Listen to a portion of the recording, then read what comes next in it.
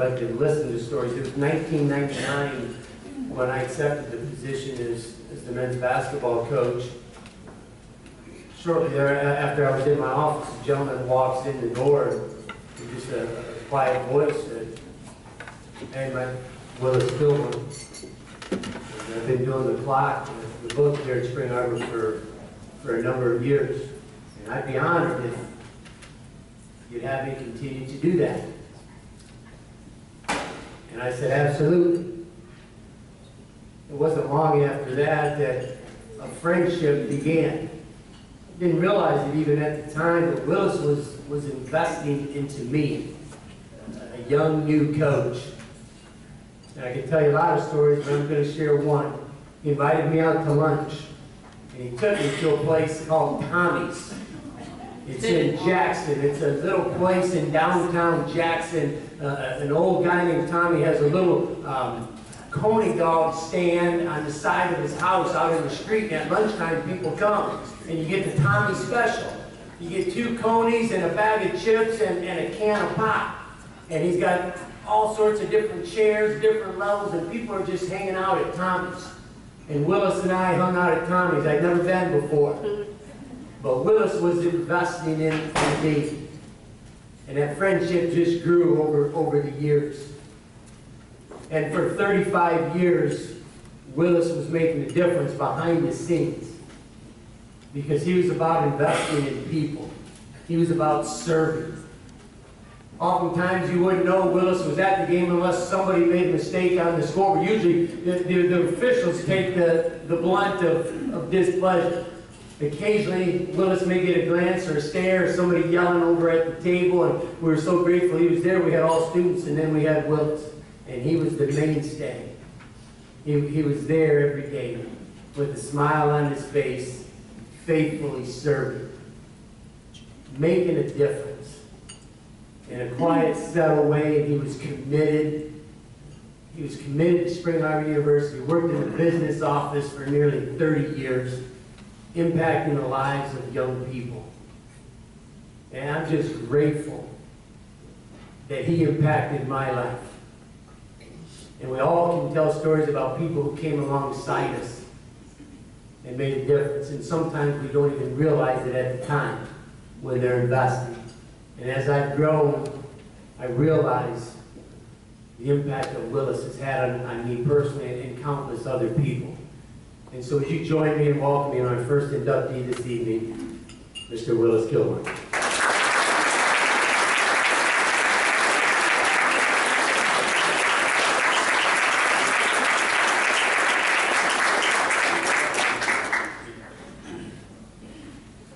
Story on Ryan.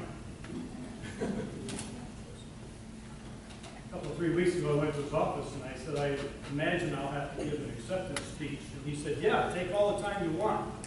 And the very next day in the mail, I get a letter from Ryan Cottingham that says I have 5 minutes. When I started working at Spring Arbor, several faculty and staff ate lunch in the Kruger Den. This room only was downstairs in the old building. One day I mentioned to Coach Banquet that if he needed a sub to keep time for basketball games, I had some experience and would be glad to help out. He indicated he had someone, but he would check and he'd let me know. The following day, Coach called me and asked if the offer was still good. That was the fall of 1977, and the rest is history. I worked for both the men's and women's, however, not as many women's games as I did men's. My wife wanted me home occasionally. I only missed a few games during the 35 years of working the bench. I ran the clock and also at times kept the official book. I sort of liked the book better than the clock because they didn't yell at me. During my time of working the bench, we had 5 different coaches, almost as bad as having that many presidents while I was working in the business office. During those years, I saw some bad, some good, and some excellent basketball games. I remember one particular game where, for a number of reasons, there were only 6 or 7 players on the team. The referees were quite hard on us that evening and kept calling fouls all evening long.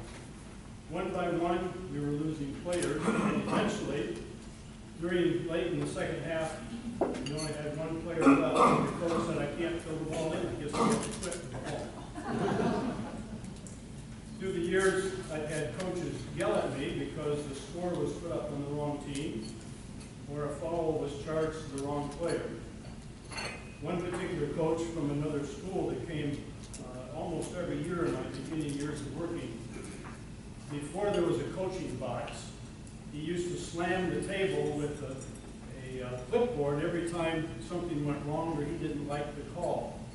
And the clock would literally bounce up and down on the table as he did that.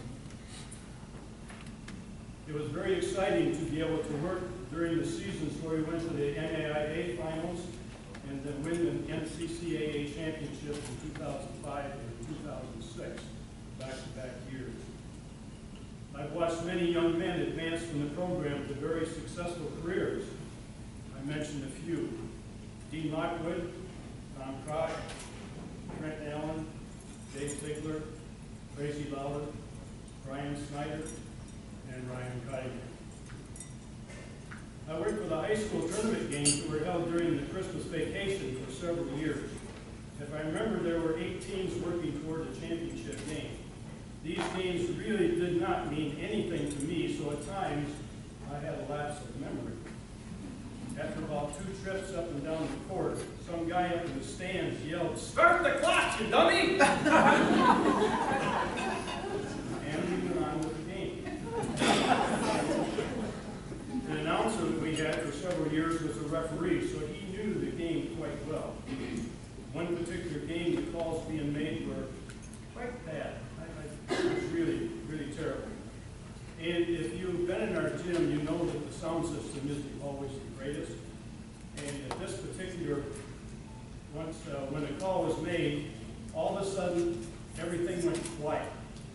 And the announcer, who remains unnamed, said right over the microphone, "That was a sure cheap call." And it didn't take the referee long to head over to the bench and tell him to kill the microphone and not say another word. I do not want to bore you with 35 years of tidbits of knowledge, so I will quit there. When Ryan called me to let me know about the award, I was both humbled and grateful at the same time. This is an honor that I would never have expected to receive.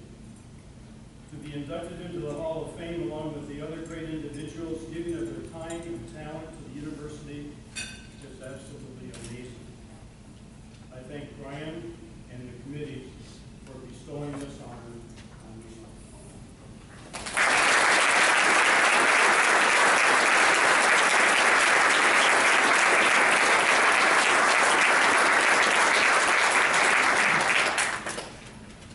On behalf of Spring Arbor University and the Board of Trustees, I am pleased to induct Willis Kilbourn into the Spring Arbor University Athletic Hall of Fame.